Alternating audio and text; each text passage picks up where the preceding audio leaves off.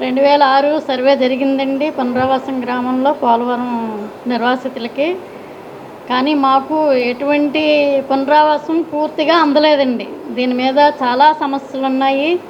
మేము కలెక్టర్ ఆఫీస్కి వెళ్ళాము. మా ఎంపీటీసీ గారు ఉండి అందరినీ ముందుకు నడిపించి ప్రతి సభకి తీసుకెళ్ళారు, గ్రీవెన్స్కి తీసుకెళ్ళారు, ప్రాజెక్ట్ ఆఫీస్కి తీసుకెళ్ళారండి. ఇవన్నీ జరుగుతూ ఉన్నాయి. ఒక 60 రోజులు ధర్నా కూడా జరిగిందండి పోలవరంలో. అందరూ కూడా పునరావాసం ఉన్న ప్రజలందరూ సహకరించారు. కానీ ఈ రోజుకి కూడా ఎవరికి కూడా ఎటువంటి ఉపయోగం లేకుండా పోయిందండి. ఇంకా పొలానికి పొలం ఇవ్వలేదు, 18 సంవత్సరాలు నిన్న వాళ్ళకి ప్యాకేజ్ ఇవ్వలేదు, మమ్మల్ని అనాథ చేసినట్టు చేసేశారు. అక్కడికి మాకు నీళ్ళకి కానీ పుల్లలకు కానీ దేనికి ఇబ్బంది ఉండేది కదండి.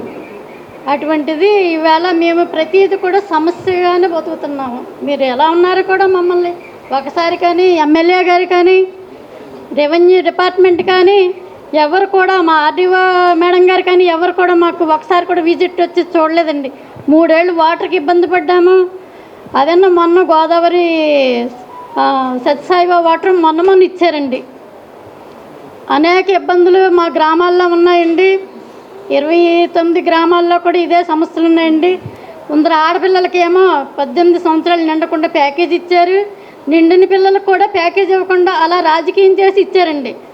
మా అమ్మాయికి అయితే 1 నెల గ్యాప్ అండి మ్యారేజ్ అయ్యి.